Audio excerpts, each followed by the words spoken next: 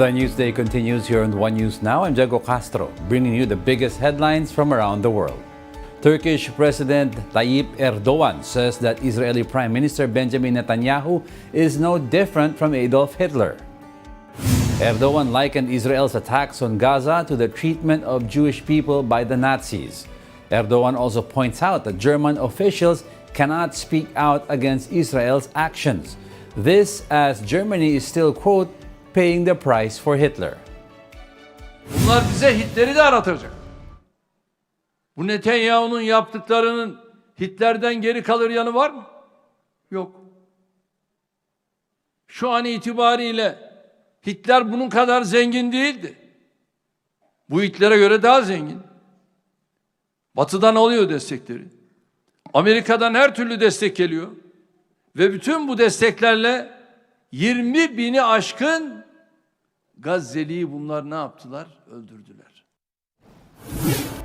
Russia threatens deterioration in bilateral relations with Tokyo if Japanese-made Patriot missiles land in Ukraine. Last week, Japan said it would prepare to ship Patriot air defense missiles to the United States after revising its arms export guidelines.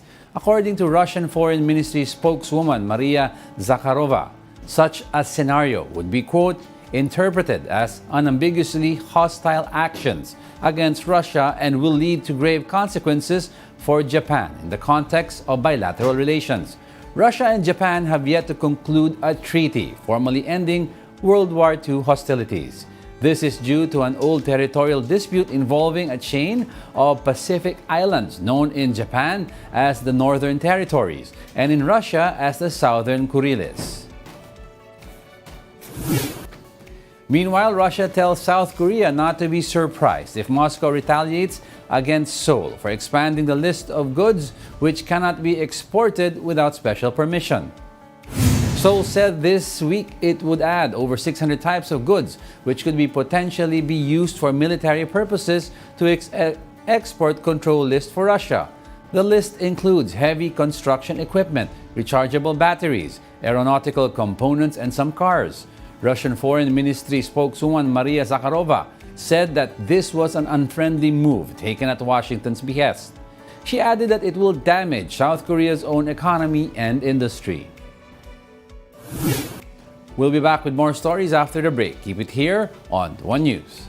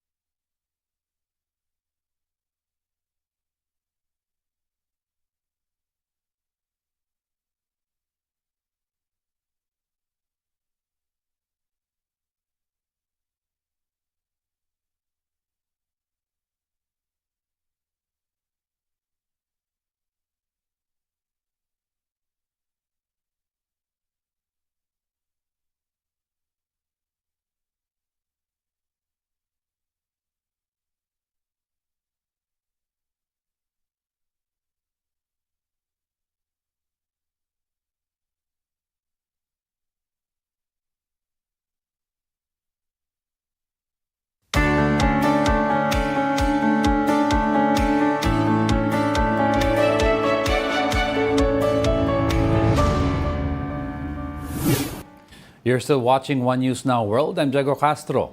Former European Commission President Jacques Delors has passed away at the age of 98.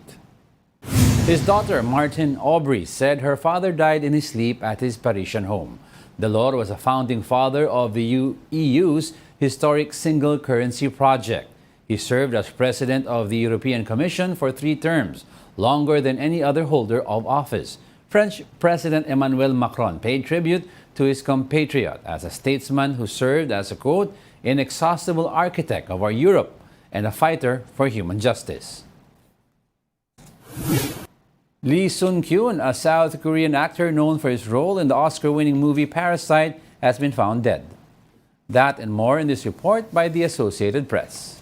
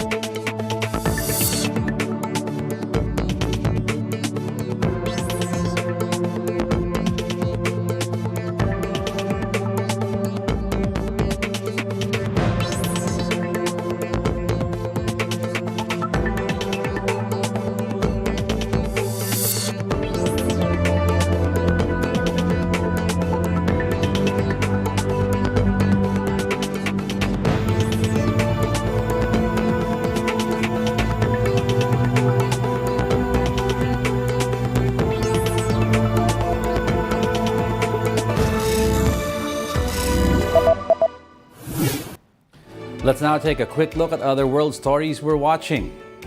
The death toll in weekend attacks in the central Nigerian state of Plateau has risen to 113, the bloodiest since 2018. Clashes between herders and farmers are common in the region. Opposition supporters went out on Belgrade streets as the protests over election results entered the 10th day.